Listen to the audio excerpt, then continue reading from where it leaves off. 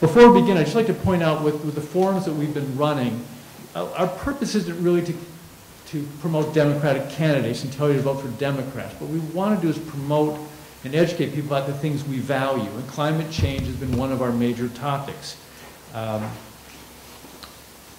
Other things that I think represent our values, and we've spoken of before, is trying to have affordable and accessible health care, trying to narrow the income inequality gap, reducing gun violence, and other topics we haven't spoken of but I think fit our values, like reversing the Citizens United Supreme Court decision that said corporations are people, having more humane immigration policies, and also fairer treatment of women, minorities, and the LGBT populations. So those are things that represent our values.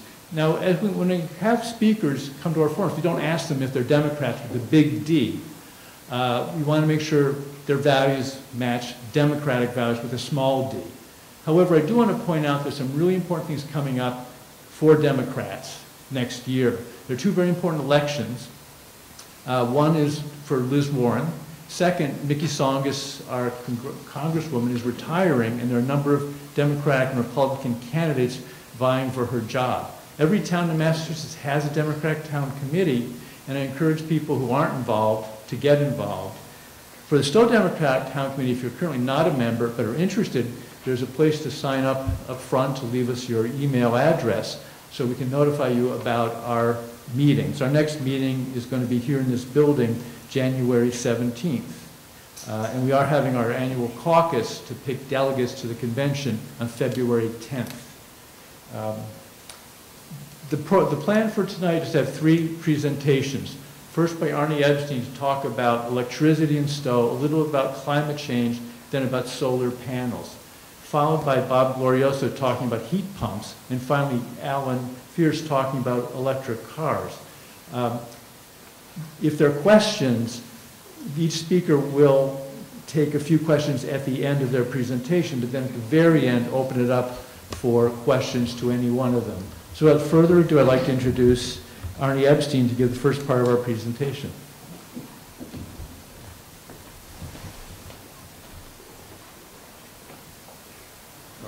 It's not a presentation about climate change, but I did want to just have a few slides on, as an introduction to remind us, why we're here tonight. So I'm just going to, I don't think any of this is,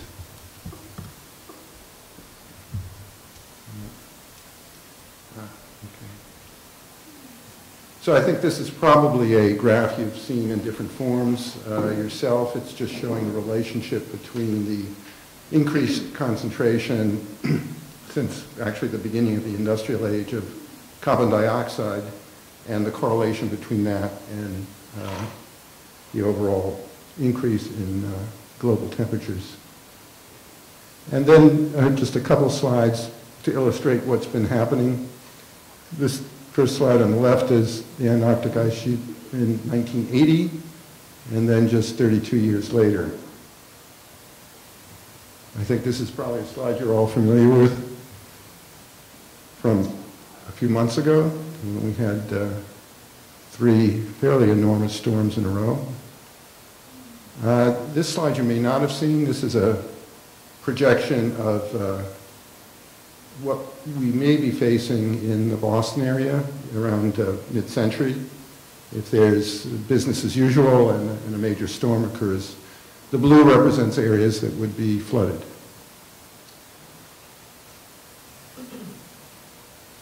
So just a brief introduction about combating climate change. At the federal level, I think we all know we're essentially going backwards at this point.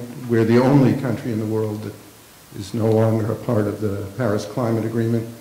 And all of the, or many or most of the regulations that have been put in place for support for clean energy and energy efficiency are being cut or rolled back, including the ones that I've listed below. So that makes it even more important. It was important already, but it's even more important now at the state and local level that we take action, and that's what we're going to be talking about tonight. So particularly starting out at the state level, you may not be aware of it, but Massachusetts is one of the real leaders in our country in the fight against climate change. We've been rated the most energy efficiency state for 6 years running, and we have a number of different legislative actions that support energy efficiency and clean energy. And one that I really thought, if you're not already aware of, you probably would like to know about is something called the Global Warming Solutions Act, or GWSA. This is actually a law in the Commonwealth. It became law in the previous administration, the Patrick administration, and it acts as a foundation for all of the regulations that have been put in place since then. And basically what it says, it's a mandate at the state level to reduce greenhouse gas emissions by 80% by mid-century statewide relative to a 1990 baseline. And there's a lot of discussion now about how much is actually needed, but it is the generally accepted number that people use to say that if we can achieve this worldwide, that we should be able to avoid the worst impacts of climate change. So this is just a graph on the left showing you what that means in terms of total CO2 or CO2 equivalent emissions between now and 2050. It's a fairly steep curve. And the pie chart on the right, I think, is very interesting. And this is from Mass CEC, and it shows the major greenhouse gas sources in Massachusetts. And the three big hitters, as you can see, are transportation, heating, and electricity. And so those are the ones that we're going to be speaking about tonight, and what you may be able to do in your own home to, to help us achieve that mandate of the Global Warming Solutions Act. So just at a top level, how do we achieve these reductions? The first thing to do is energy efficiency, and I can't overstate how important that is. But every calculation that's been done says that efficiency alone is not going to get us to where we need to go. It's not going to get us an 80% reduction in greenhouse gas emissions. So the key that people are generally talking about is we need to have a clean, affordable, and abundant source of electricity. And then the term used is fuel switching from fossil fuels to electricity. And that's going to be the topic of the next two speakers. In the transportation area, that means we're going to have to fuel switch from gasoline and diesel to electric vehicles. And in heating, our own homes are going to have to transition from fuel oil, natural gas, and propane to electricity for the most part, using heat pumps. So that's going to be the topic of what you're going to hear about later today. The first thing I want to talk about, though, is our electricity in Stow, and we are actually very fortunate in most respects to have Hudson Light and Power as our source of electricity. They've been serving Stow for over 100 years and bring very significant benefits to the town. So we'll look at a graph on the next slide, but we do have the lowest cost electricity in the state. We're paying actually half the price of customers of Eversource and National Grid. So our neighboring towns, Bolton, Harvard, Maynard, for the same amount of electricity, they're paying essentially double or more than what we are in Stow.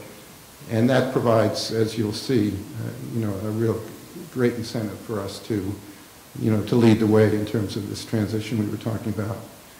And one of the other real benefits of Hudson Light and Power is they already are one of the cleanest sources of electricity in the state. We're 89% greenhouse gas free.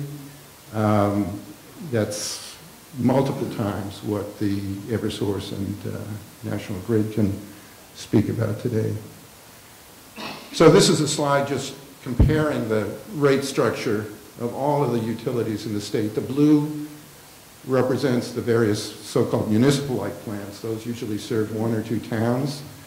And if you look at the very bottom, you can see Hudson. And that's where we are today.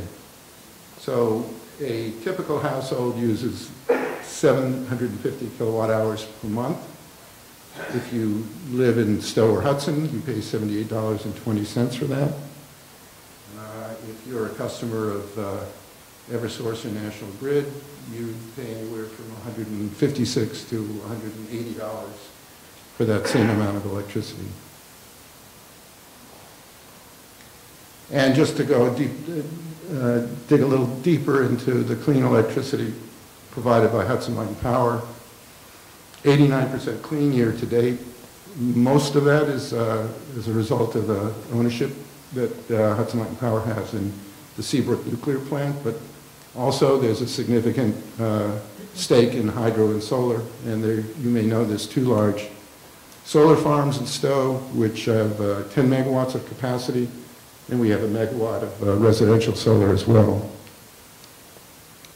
So I'm not going to go deeply into this. I won't go through each of these line items, but and one of the things that you will be able to do is, if you're interested, you can sign up for a copy of these slides, and we've also got a handout with each of our names and email addresses if you would like to find out more about some of these items. But this is just to point out that we do have rebates available for a number of items, for both for energy efficiency and renewable energy.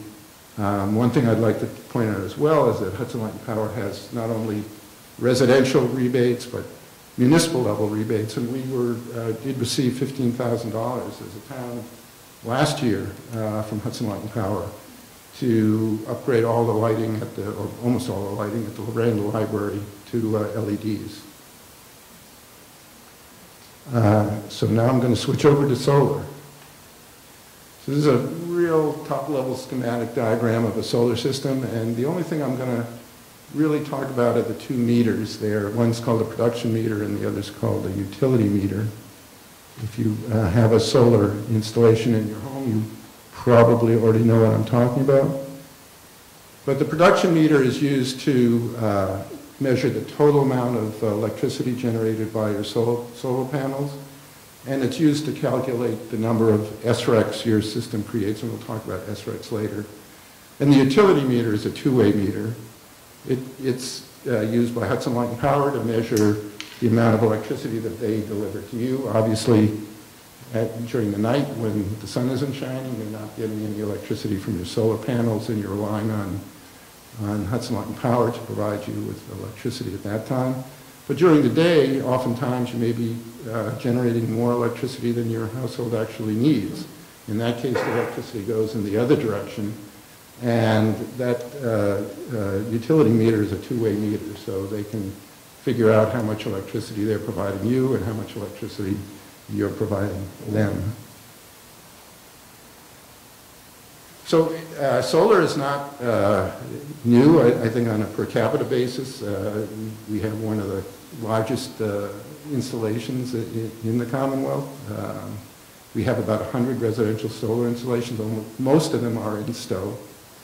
And we have a total capacity of about 1 megawatt.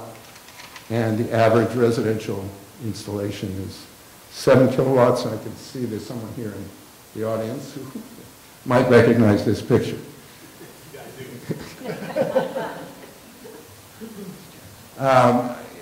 This is a very busy slide, but the costs and incentives for solar are complicated. I'm not going to go through all of them. The big ones, at the top level is just what the average cost of residential solar is today, on a per watt basis. So you can just multiply that by 7,000, for example, to get what the cost for a 7 kilowatt system, an average system today. That would be about $25,000 before all the various incentives and rebates.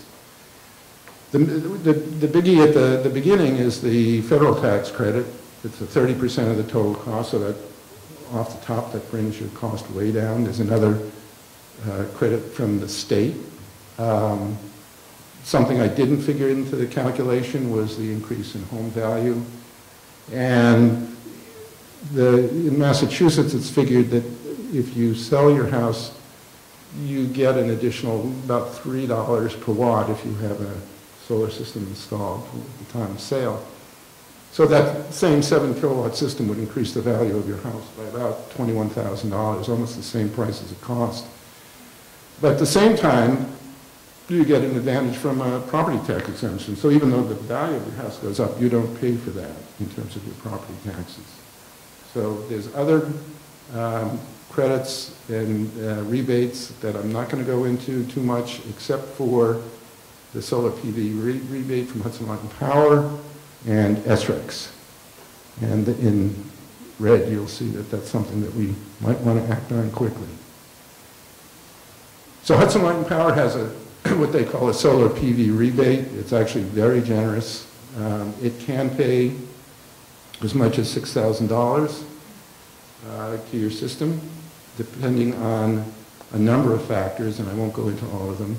But your house has to be both the orientation of your house, the tilt of your roof, and the shading of the house has to be near, I won't say perfect, but extremely good to qualify for that rebate.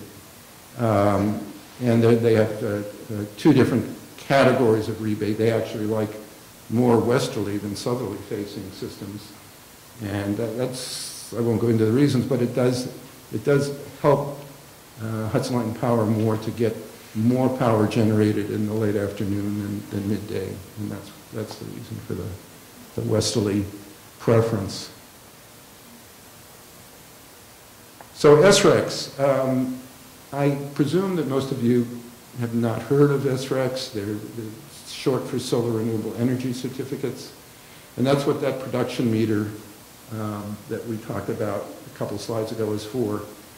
So what the production meter is it's just calculating or adding up all of the power that your system has generated, whether you used it in your home or send it out to the grid because you were generating more than you needed.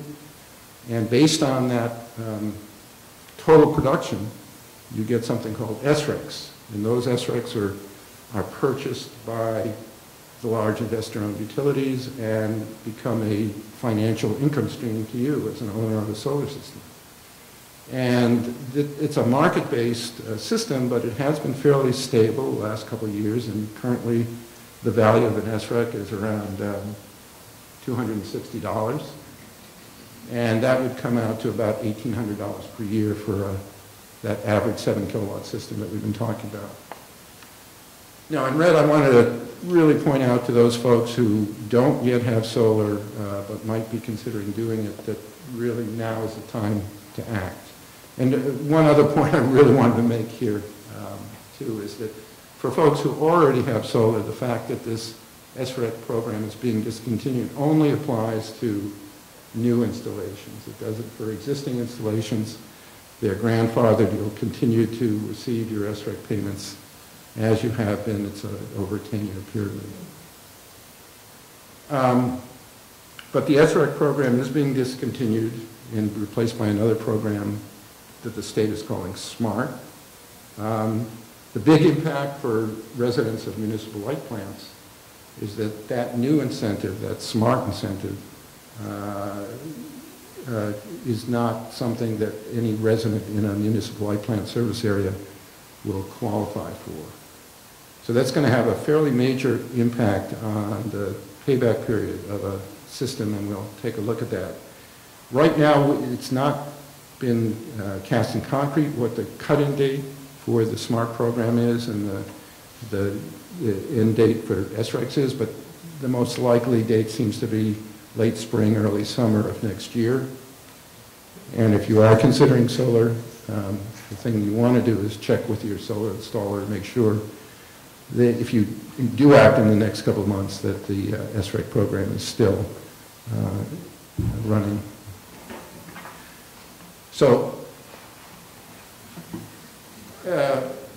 what I've shown at the bottom here is sort of a very top-level estimate of the difference SREC makes. I've shown the payback period for two identical systems, one that average 7 kilowatt system we talked about, where you pay that average price of $3.60 per watt, You get the federal and state tax credit that we talked about. You get a Hudson Light and Solar rebate because you have a home with little shade and the right angle and, for your roof. You get, we won't go into that, there is a payback that Hudson Light and Power pays you for the power that you've sent, the excess power that you've fed back to the grid. And typically that number is about 50%. So using all of those assumptions, those two tables at the bottom of the page, the one on the left is with SRECs, and that the bottom line there is that the simple payback period for that would be 5 years. If you do not have SRECs, the payback period balloons to 17 years. So the messages should be pretty clear for folks who live in municipal light plant service areas. So if you're considering solar for your home, from your own financial interest, the time to act is now. I mean, certainly you could install solar later, and it isn't out of the question that other incentives might be enacted that, you know, would support you in municipal light plant service areas. But the general trend is, even in investor-owned utility service areas, is to lower the value of incentives as the price of solar continues to decline so that it really can pay for itself. So, you know, I wouldn't really wait long thinking that, you know, maybe 2 years from now the incentives will be better. This is probably a good time to act. A couple of links there to find a solar installer and how to, you know, how to find a good one. And if you want, we'll send you the whole slide set, which includes those links. I have a quick appendix. I mean, this is the spreadsheet that those numbers were based on. I'm not going to go through that. Well, if you can't get your SRECs and you haven't got the money to buy a system and you want to save money and go green, I have the answer. And you don't need any subsidies to make it work. Although they are there, but you don't need them to make it work, and that's the beauty of it. How many here know what a heat pump is? Really? Okay. How many are concerned that they're not sure how they work? Okay. Do you have a refrigerator? Okay. We're getting somewhere now. So first of all, let's look at the basics, and then I'll ask you the question in a second. What is cold? Cold is the absence of heat. The entity is heat, not cold. Cold is what we feel. What's happening is heat, and that's caused by energetic particles bouncing around and making you feel warm. So warmth moves towards cold. Real simple things. You probably say, I know that, and that's good. All matter above absolute zero, which is very cold, like minus 460 degrees, has energy in it. And that's energy that we can extract if we have the right technology.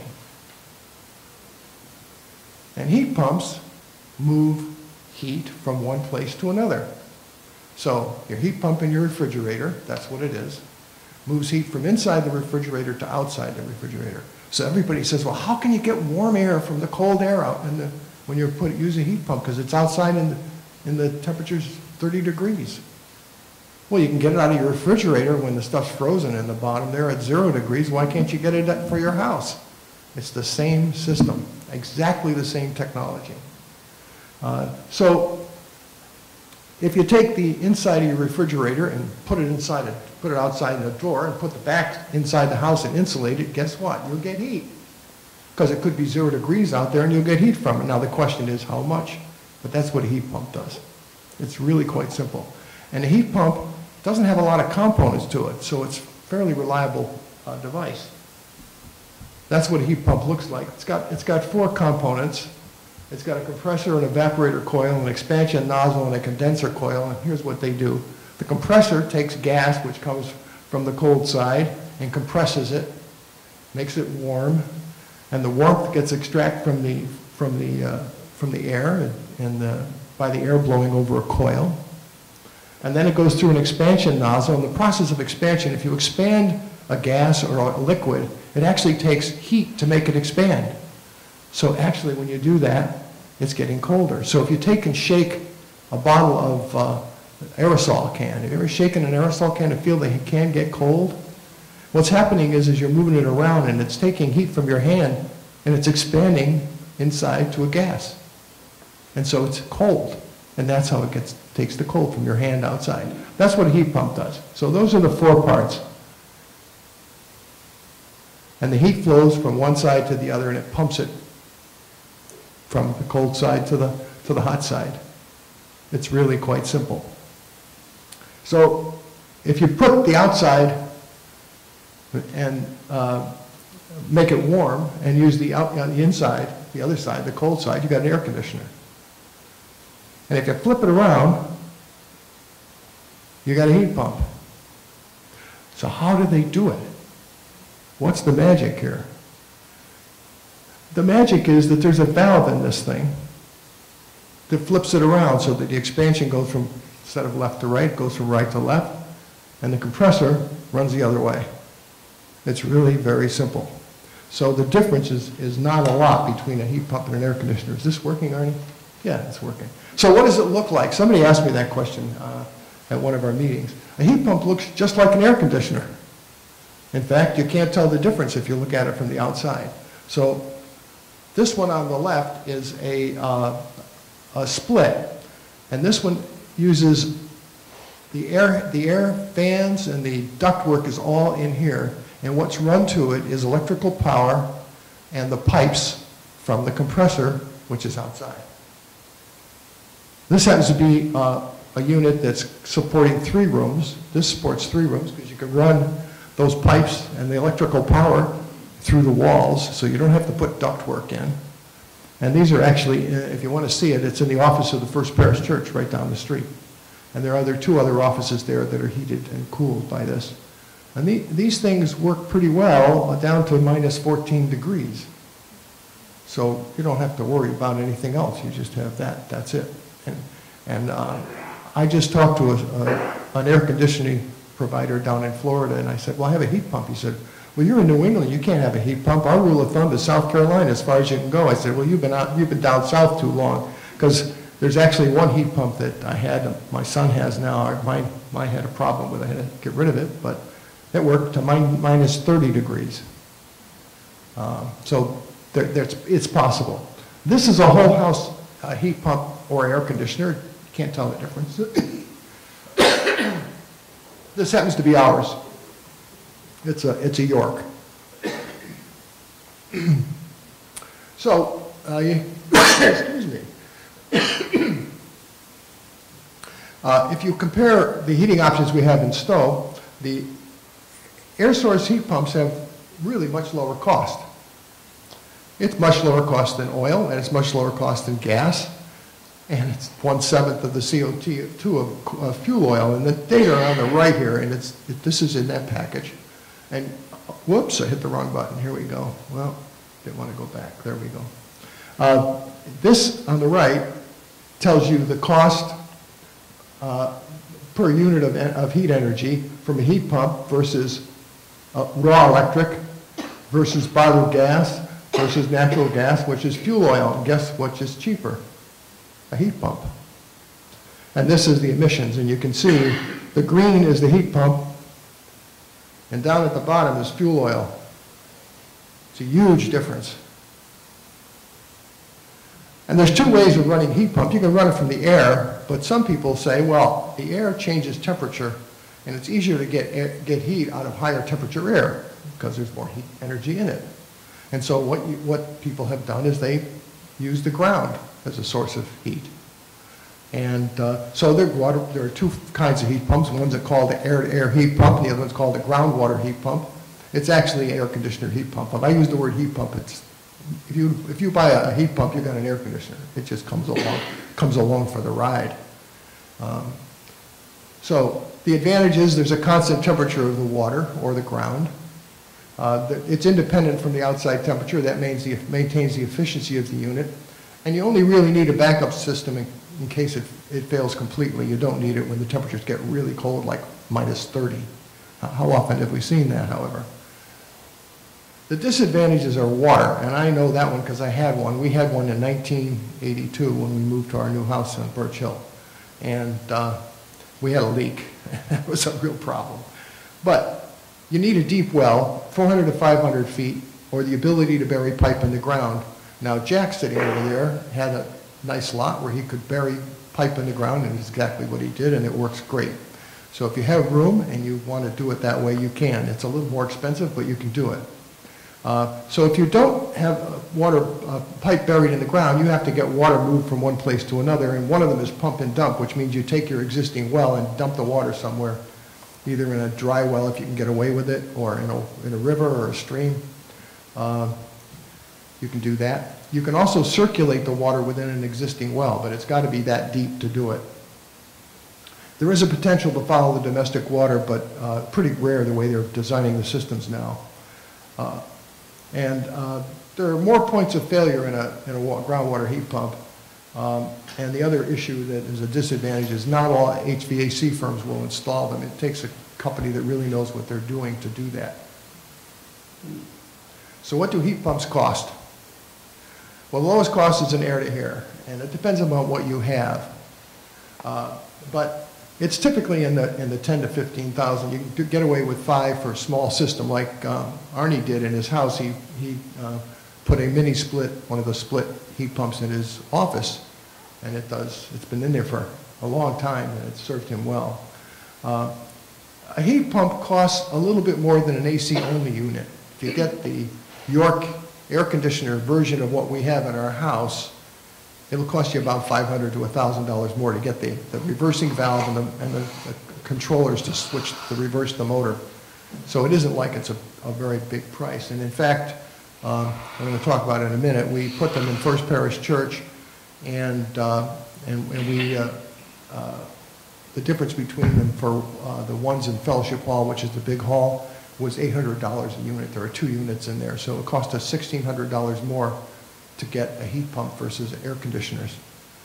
I'll tell you what the payback is on that in a second. The highest cost is groundwater, and it's 30 to 50K is the typical installation cost. And I got these data from air to air from Ron Mallett at Muirfield and Larry Lassard at Achieve Renewable in Salem, and they provided me with these numbers. Anyway, the issue with the groundwater heat pump is if you use your existing well, you may need a bleed-off well because sometimes you may cool the well off too much, and in which case you need to get it warm again, and you take some water and dump it into a dry well or something like that. So that's a management issue, and I know a lot about that one because that's one of the problems we had when we first started. And then these are the costs of the various sections. The real issue is that for a groundwater heat pump, you probably have to have ducts. There's really no splits available right now for that. So you'd have to use, you have to have ductwork. If you have ductwork, you can save anywhere between 5 and 15,000, 10,000, sometimes a little more than that. But anyhow, there's the costs. If you're replacing your furnace, do you have any idea what it'll cost? Whoops, wrong button again. It'll cost, to replace your furnace, it will cost you about that. It's right in that range. So if you need a new furnace, put a heat pump in. Okay, this is our experience. This house was built, we moved into it in '82. It's on Birch Hill. It has, it's a passive solar house. We started out using the domestic well, and we recirculated it back in the well. And the well was only 350 feet deep. I wanted to get 500, but they couldn't get down deeper without charging me an arm and a leg. I said, well, we'll try 350. It worked. It didn't work as well as I expected, so we actually wound up getting permission to put it into the street drains, because the street drains go right into the Assabet River. So we were dumping the water into the river. And that worked pretty well until we had a problem with it after about 20 years, and it developed a leak. There's the water again. And again, groundwater does have an advantage of 50 degrees, and my measurements were mostly when we were recirculating it, it would drop about 4 or 5 degrees, not very much. But when we pumped and dumped it, it stayed about 50 degrees all year round. In 1999, when we had a failure, and I happened to be running a company that I started, and I was up to here with work, I just called a local supplier and said, put oil in, because I didn't have time to chase after a new heat pump, and that was the biggest mistake I ever made. So back in 2005, we converted back to air-to-air heat pumps. And when we were pumping water, I have the data, of course, being the geek that I am, I saved all the data, and I have it from back when we started. And it's actually costing us less to run the air-to-air heat pump than it was costing us to run the water, really from the cost of pumping the bloody water, because you pump water from 350, 400 feet down. It costs a 3/4 horsepower pump, which is about the size of the compressor in the heat pump. So you're running basically two of them at the same time. Then in 2014, we replaced our 1 kilowatt solar system. By the way, in the town of Hudson, the Hudson Light and Power System, we were the first to have solar. And I'll tell you, they didn't make it easy for us to get it installed. I've gone through the story with Arnie a few times. But we did get it installed. We didn't get there were no rebates then. We just did it for the heck of it. I had some money that I made, and I said, on an interesting deal, and I said, I'm going to put a solar system in the house, which we did, and that was in. And it started to give me some issues after 10 years. I had some problems with the inverter that we bought, and I wasn't getting it fixed. And then a friend of mine who's in the solar business said, I got some good deals for you. And I said, okay. So we put a 3 kW system in. And that works really well.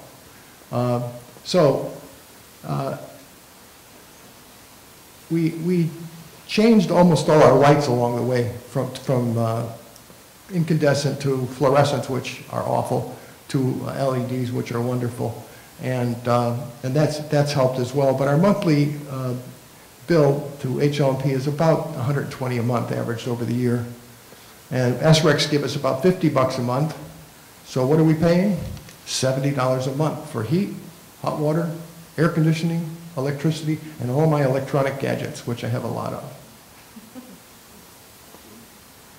And this is what we did at First Parish Church. We started in this building, which is Fellowship Hall. So in 2012, we put heat pumps in there, and we used the original gas furnace as a backup. We didn't have a lot of money. We didn't put the most expensive heat pump in. It works pretty well down to around 25 to 30 degrees. So we just set it so that about a little less than 30 degrees, it switches over to gas. The total utility bill for that building decreased $600 in the first year. We were air conditioning and heating it. Now, sometimes we were heating it with gas, but not as much. And if you look at the numbers that I presented earlier about the ratios it's about 60% of the cost of gas to run electricity, to run the heat pump, and then you'll see these numbers are pretty consistent. In 2013, we put new insulation in ducts, and we sealed the ducts in the 1848 building, and this gets to the point of prevention of loss of heat. And that building, which is the church, of course, I used to tell my colleagues that we were heating the town of Stow because the ducts had gaps in them about that wide, and the heat was just going outside. And those ducts were installed about 100 years ago. So we had them fixed, and we re-insulated the building, and we began conversion to LEDs. 2014, we built the connector building, which is the one in the middle that tied the fellowship hall into the church. We have heat pumps only. I showed you them earlier in 3 offices. That's the splits. They're Mitsubishi mini splits. The heat pumps, there's a heat pump in the hallway and in the large conference room in that building, and that uses gas as a backup. So the total utility bills before we built the new building are approximately equal to the utility of all the utility bills of gas, electricity after we built the new building. Now why? Well, some things have happened. One is, one side of the church building now is attached to a nicely well-insulated building, and that's helped a lot. And the same way with the other building, which had a doorway there to the outside that got a lot of cold air coming in, and that helps us a lot. So the combination of all the things that we've done, it's costing, our operational cost for the facility is the same roughly as it was before, which is pretty exciting. We have a couple of people that are tracking this like a cat tracking a mouse. I mean, they're chasing these numbers every day, and they report to me because they have the numbers. So that's what's happening. This year, in June, we put heat pumps in the sanctuary. Well, the building is insulated. By the way, here's what the insulation did for us in that old building. I am the person that takes care of the heat and air conditioning in the facility, so here's the numbers. I used to have the heat come on, which was gas heat, into the sanctuary at 4 o'clock in the morning to get it warmed up enough so that the people coming in at 8:30 in the morning, it would be at least above 65 degrees. And it took that long. Then we put the insulation in, and we put adaptive heat thermostats in, which are ways that sense the outside temperature air and turn on accordingly, which saved us some money. And it goes on around 7 o'clock, 6:30, 7 o'clock to get it warmed up for 8:30, about 65 degrees. By 9 o'clock, it's 68. So we've saved several hours of pumping that system just by sealing it up, sealing the ducts, and insulating the building. So that made a huge difference. Let's see. Now, we now have heat pumps in there. They've only been in there a few months. What do we do next? Well, we're going to look at the data in a few months and see how much money we've saved. We'll look at it again in June. But my guess is that we've cut the utility bill for the whole facility down a bit. And I think that's an interesting way to look at it. Now, what rebates did we get on those heat pumps? Zero. None. They're paying off all by themselves. So these might be some questions. How efficient is an air-to-air heat pump? It's roughly 3 to 4 times better than raw electrical heat.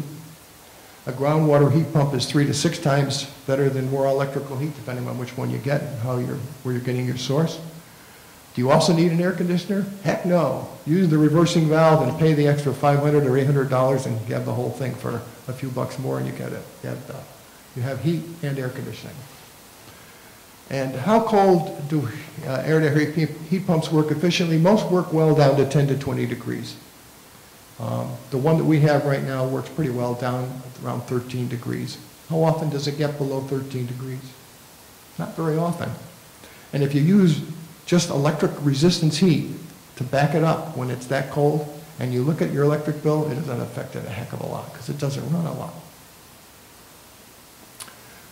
Let's see.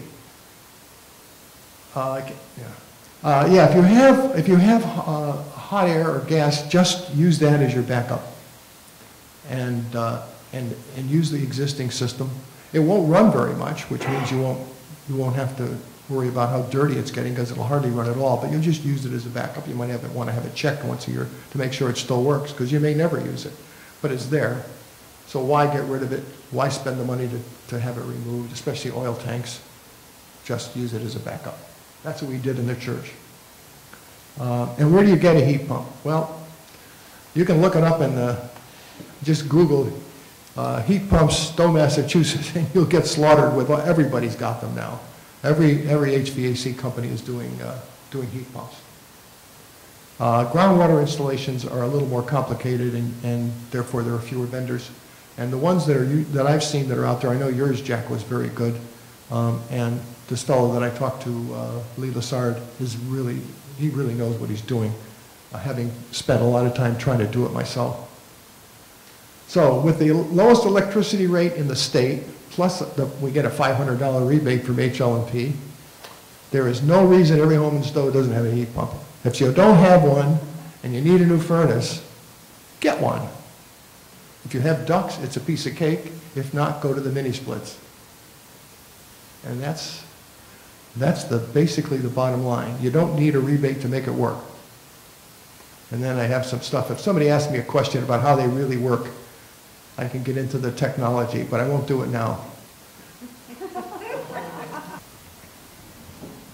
All right, hello everybody. Now we get to the fun part,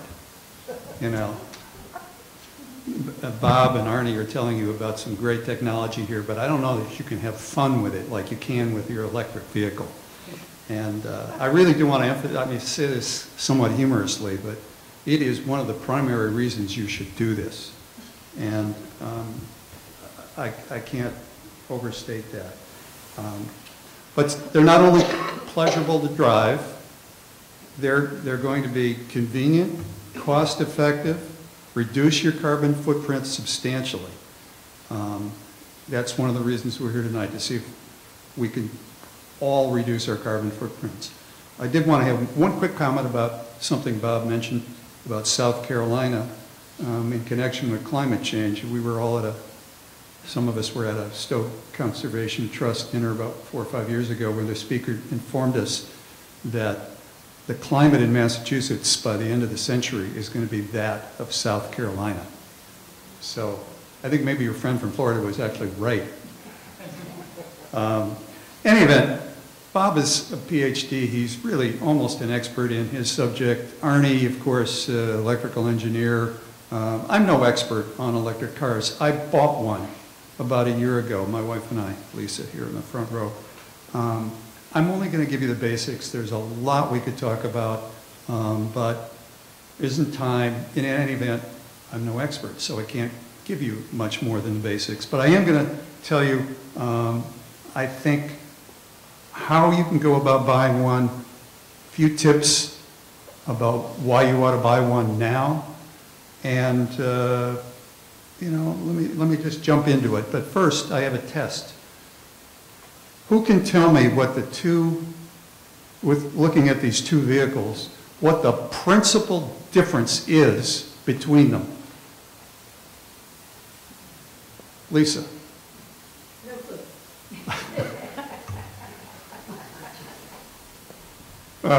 Bob is raising his hand. Pam. Aerodynamics? No, that's Yeah, one looks better. Their color. the color. Is one a plug-in hybrid and the other one all electric? Bingo. Plug-in. Bingo. This is a crucial fact that you all, if you don't go home with anything else tonight, I want you to understand the difference between electric vehicles and plug-in hybrids. There's another category, which is the hybrid car. Many of you have a Prius. But let's quickly review this. Electric vehicles, often referred to as EVs, sometimes BEVs for battery electric vehicles. These are cars with no internal combustion engine whatsoever. The Tesla, the Nissan Leaf, which was the car on the right side of the photo, the Chevy Bolt, which has now been out for not quite 2 years. They are electric vehicles. You need to recharge. If you were on a long trip, you're going to, at some point, run out of battery. You're going to find a charging station. You're going to recharge, and you're going to continue your trip that way. Plug-in hybrids, they have an internal combustion engine, a small one, that extend your range. They extend your range just like a normal vehicle. My Volt with the extended range will take me 420 miles. I go about 53 to 70 miles on the battery, and then it switches seamlessly over to the gas engine, and I run another 370 miles. If I run out of distance, I haven't reached my destination, I pull into a gas station and fill up, and then I keep going. I don't need to find a charging station, although I could. By the way, the internal combustion engine in the Volt simply is a generator. It's generating electricity for the electric drive system. So you are constantly on electric drive, and that's important for the fun part, which I'll tell you about in a minute. But there are a number of vehicles out there that are now classified as plug-in hybrids, PHEVs, and the number is growing rapidly. Same thing with the electric vehicles. There are more and more every year. The hybrids are still around. The Prius is a great car, but many people would say it is not an electric vehicle. Even though it has a battery, and what that does is make your internal combustion drive system very efficient because it uses regenerative braking to add to your power, and it gets the best gas mileage out there, pretty much. Carol's going to ask me a question now, but We have one of the newer Priuses, and it's the plug-in hybrid PhD. I'm going to tell you about that. Just recently, they now have a plug-in hybrid model that you should take a look at if you're interested in that kind of car. And I will recommend that kind of car. That's why I got it after doing my shopping. We wanted a car where we could take longer trips. Most of the time, I do not use gas. We drive it less than, depending on the temperature, 50 to 70 miles in the day. We have a charging system, just a level 1 system at home. We top it off, and away we go the next day. I rarely need gas. So that's what makes this so efficient in how you reduce your carbon footprint immensely. Most of us living out here in the suburbs may have 2 cars. You can still have 1 car to use on your long trips if you want, but if you have a plug-in hybrid, you could live on 1 car. You can go anywhere. You can drive across the country using your gas mode if you want to, or charging it up from time to time. The battery-only electrics now are getting longer and longer distances, and now you can go, 300 miles in some cars. The Chevy Bolt, 230 miles. Many people are living on that alone. So we understand these differences. Now we can talk about some of the details. First of all, I'm going to say it again, they're fun to drive. Why are they fun to drive? The torque. Who hasn't driven an electric vehicle, either the plug-in hybrid or... Go rent one. It is amazing. With the torque you get at zero, from a stop to accelerating, it is just the greatest feeling. It has tremendous torque. It's what I call the zoom feeling, and it's smooth because you don't feel any transmission changes. There's no gears that are shifting. It's just until you get to the speed you're going. It's really fun. The other day I scared myself. I was on Route 27, by the train tracks. There's a light, so I'm heading south. I want to make a left-hand turn. Traffic. I see a little gap. I go to make my left turn. I stepped a little too hard on the gas pedal and laid some rubber. I haven't done that since I was a teenager. I squealed around the corner and just great fun. But they're also quiet. You don't have any motor sounds except the whine. There is a little whine that you get, but you won't hear it when you're in the car and driving. There's, as I said, without pistons going up and down and no transmission in either the electric vehicle or the plug-in hybrids, you have a vibration-free ride. It's amazing. Rent one. That's maybe the second thing I want you to remember. Go do it. Of course, we're here because they can be and are very efficient on your pocketbook, especially with Hudson Light and Power's low rates. They generally cost far less to run on a per mile basis, and I've got some calculations there. At $2.50 a gallon, about 8.3 cents per mile. I went out the other day and did a drive of about 25 miles, and then I just saw how many kilowatt hours I had used and did the math with Arnie's help. Thank you, Arnie. And it was costing me about 2.75 cents a mile. So it's about a third.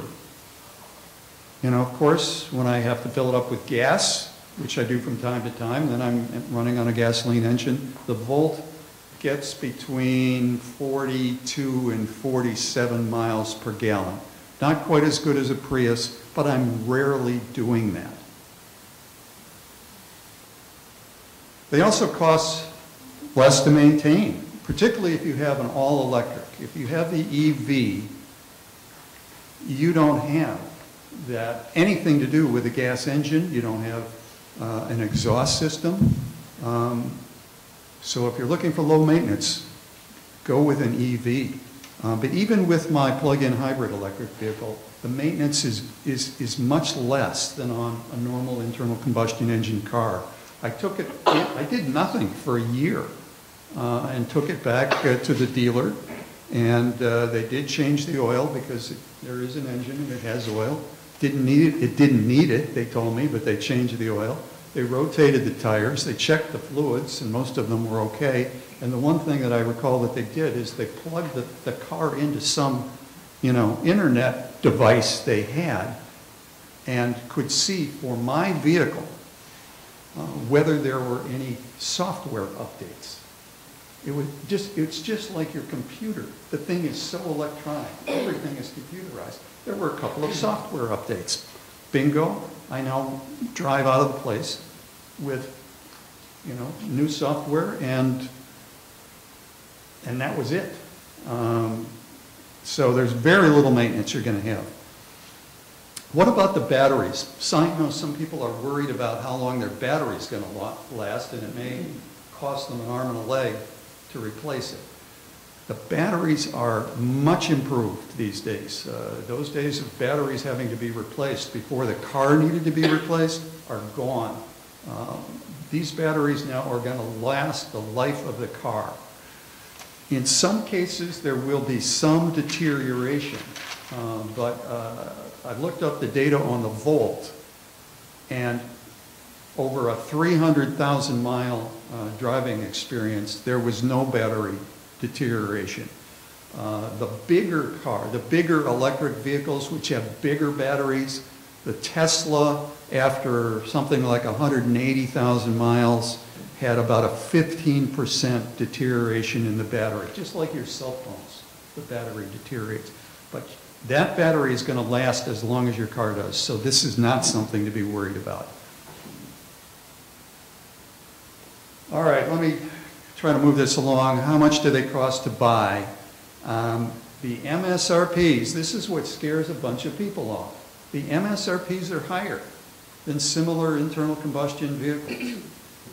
However, and this is what I learned when I did my research before buying a car, there are credits and rebates and some other things I'm going to tell you about that make them, by and large, cheaper than a similar internal combustion engine car that you could buy.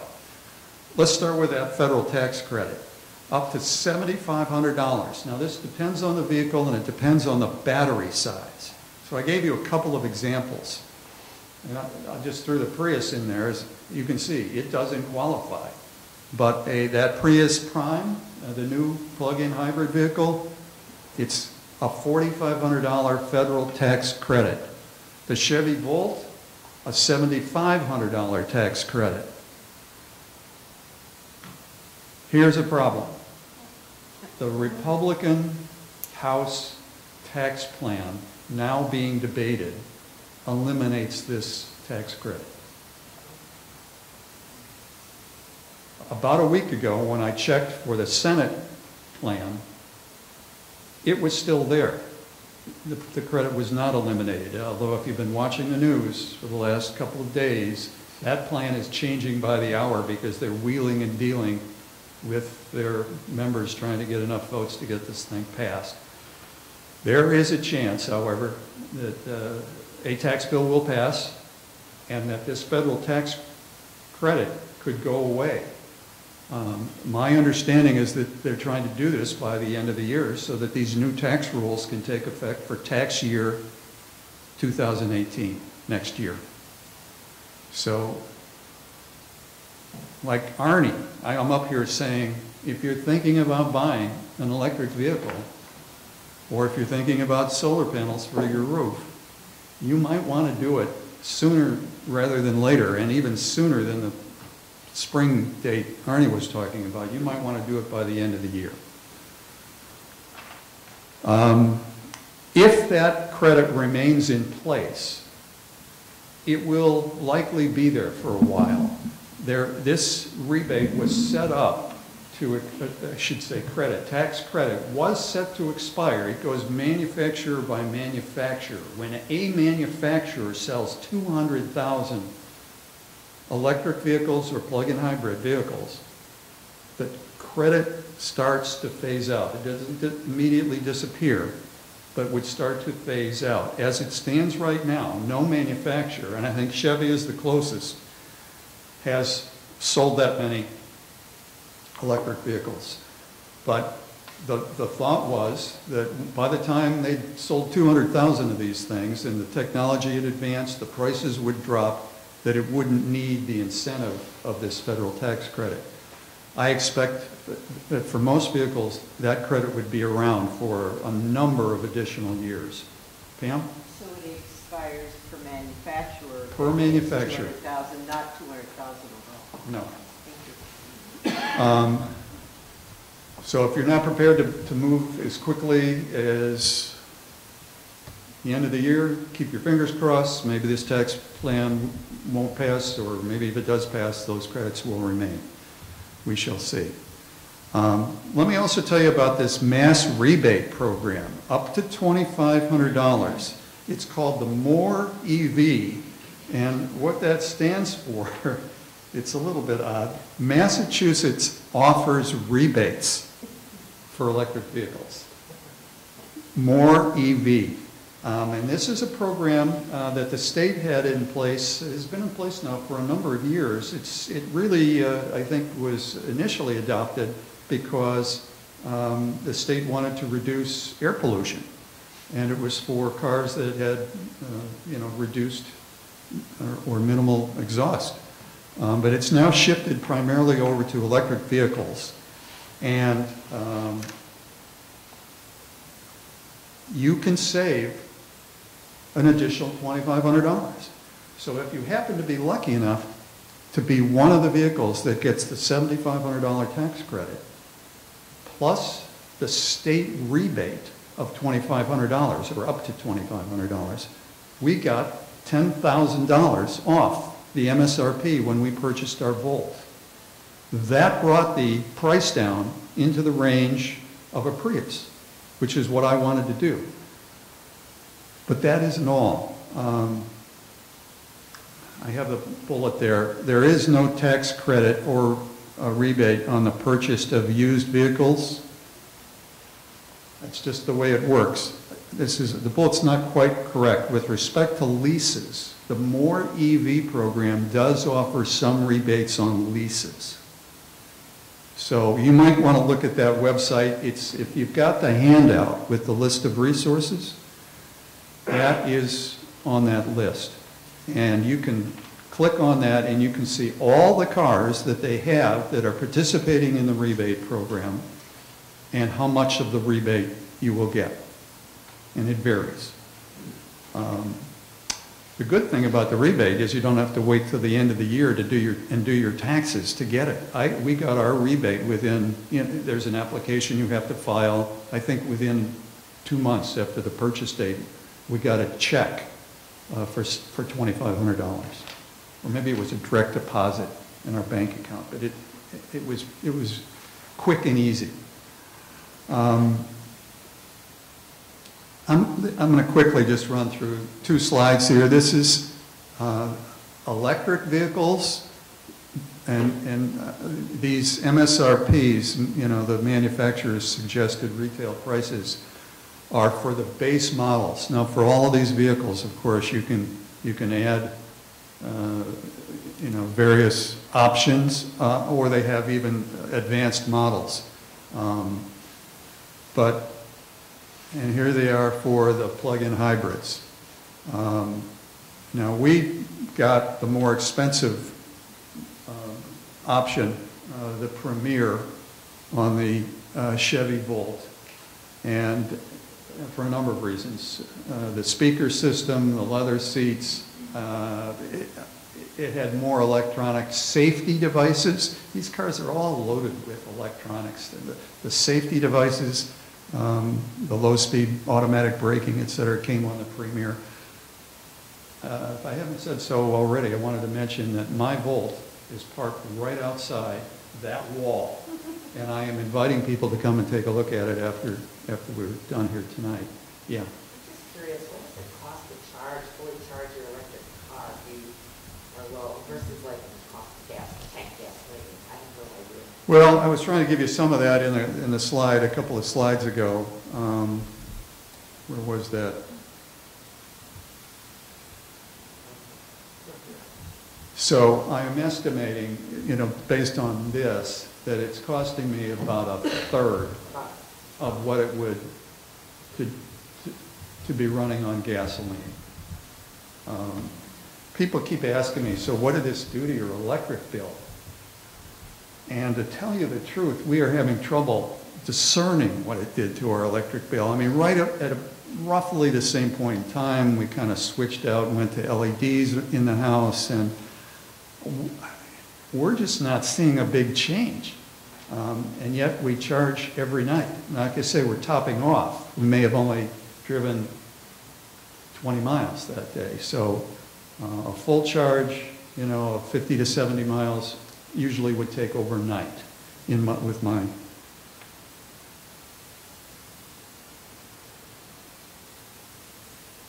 Third program, to make it even cheaper yet, the Mass Energy Consumers Alliance Discount Program. This is a nonprofit organization, Mass Energy Consumers Alliance, and they have negotiated a deal with a number of dealers who will offer discounts on the purchase price. And as you can see here, I gave the example of a Volt is only one of the cars. They have many, many cars, electric vehicles and plug-in hybrids. But the Volt discounts you can get through this program are another $4,000 to $6,000. So that you can see a final price for the Volt, that's the base model, the LT, as low as $18,595. Now you are cheaper than a comparable internal combustion engine or a Prius, if you can get that. I happen to not know about that when we bought our car, and Rick Lent, our friend Rick, saw my car and thought he was interested, and then he discovered this.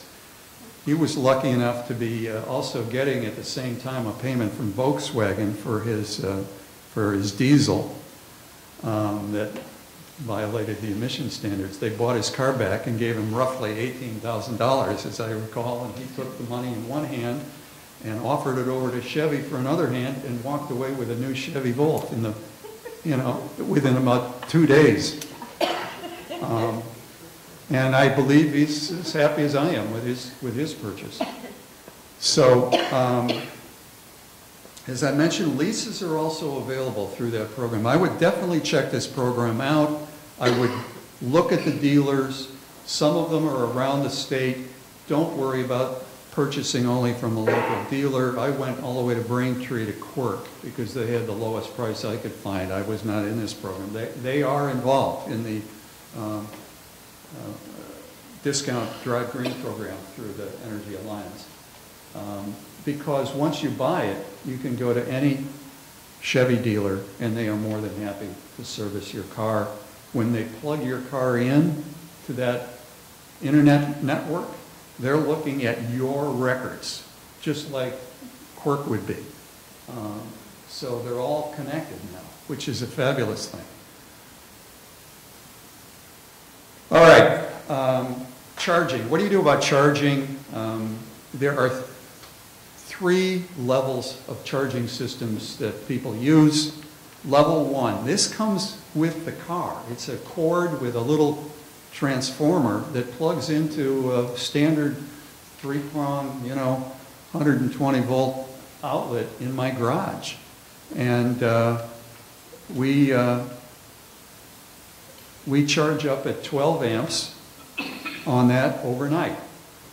It cost me nothing to install. I just plugged in the thing that came with a car. Other people purchase a level 2 charger. It is a faster charger.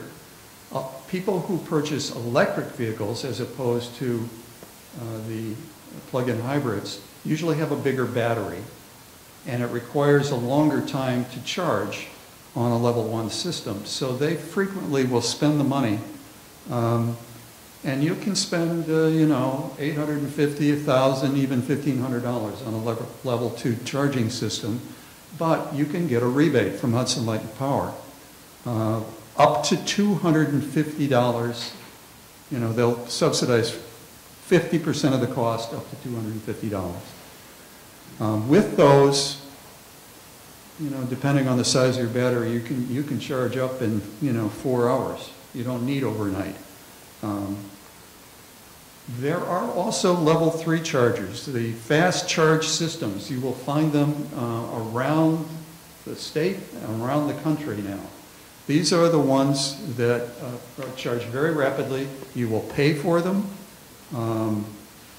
Tesla has its own system, but people with other cars now, while you're on the road, within a few years, with a pure electric vehicle, you're going to be able to hop on the Mass Pike, drive to your, you know, my sister in Ohio, and at rest stations along Interstate 80, you're going to pull in and there will be fast chargers, and you'll go have lunch, and when you come out, your battery is going to be charged and you'll continue on your way.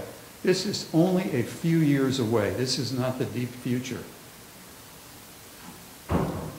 How far can you go on your car, your plug-in hybrid or your electric vehicle? It varies widely. While you're doing your research, looking at cars on the internet, you're going to want to look and see how many miles does it go on a full charge.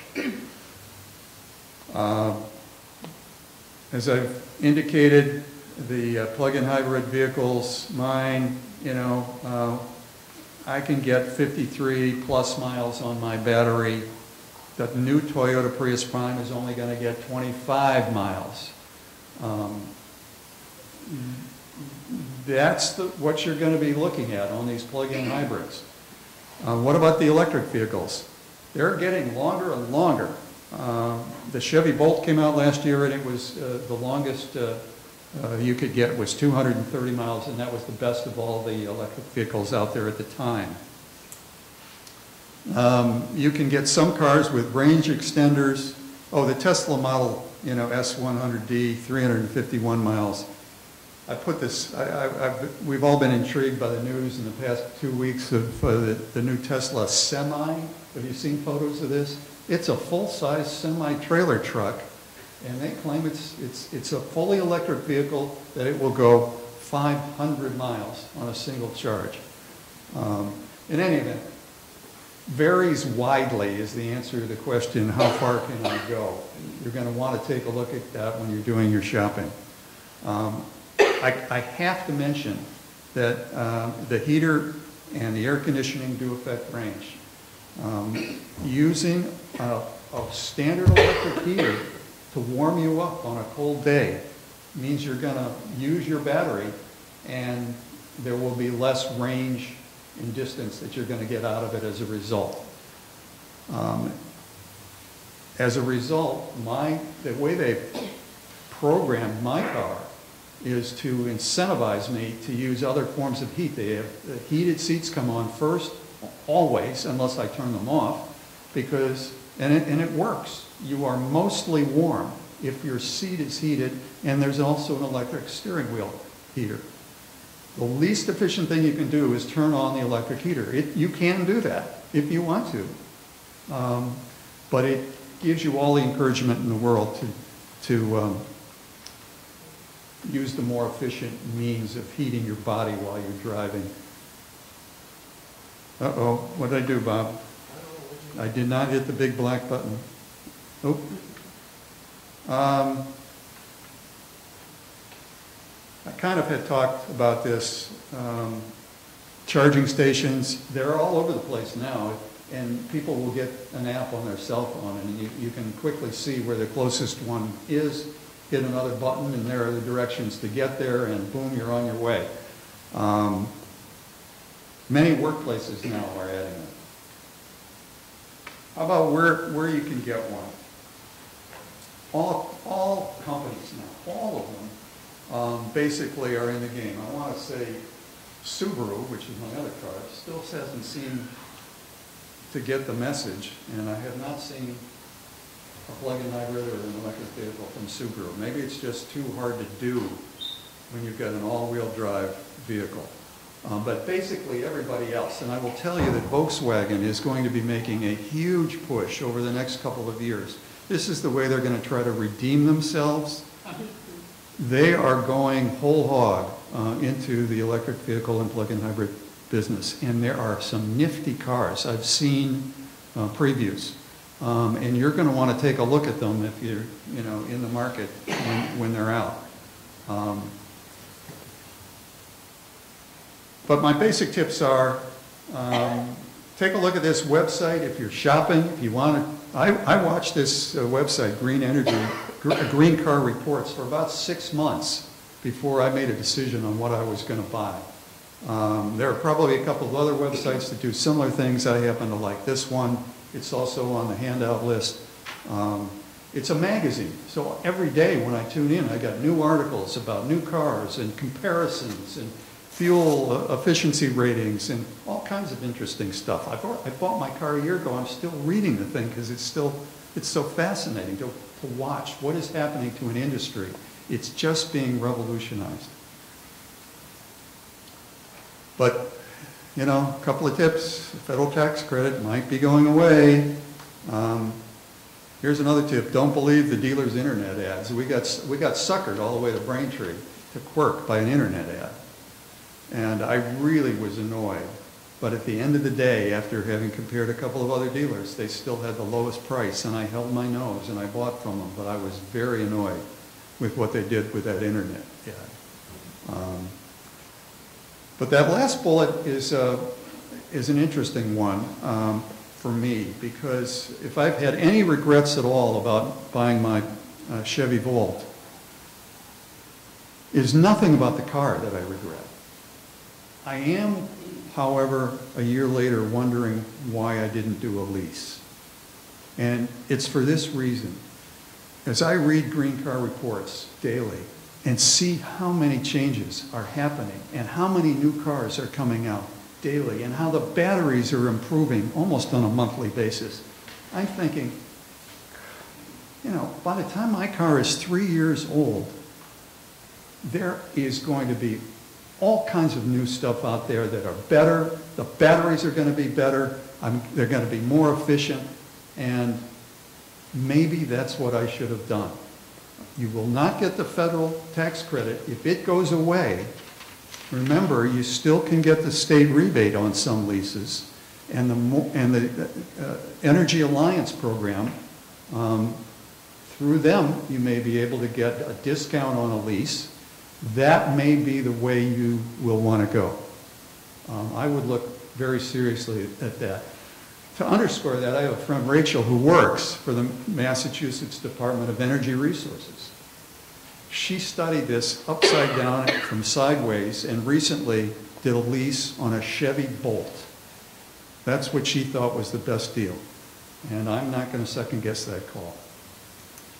So I'm kind of with Bob with my final slide here. There really isn't any reason why your next vehicle purchase or lease shouldn't be an electric vehicle. You're gonna dramatically reduce your carbon footprint. That's what we all need to do as rapidly as possible. But even more than with a heat pump or a solar panel, you're going to have fun driving it around. So see me in the parking lot later. I'll be happy to show you my board.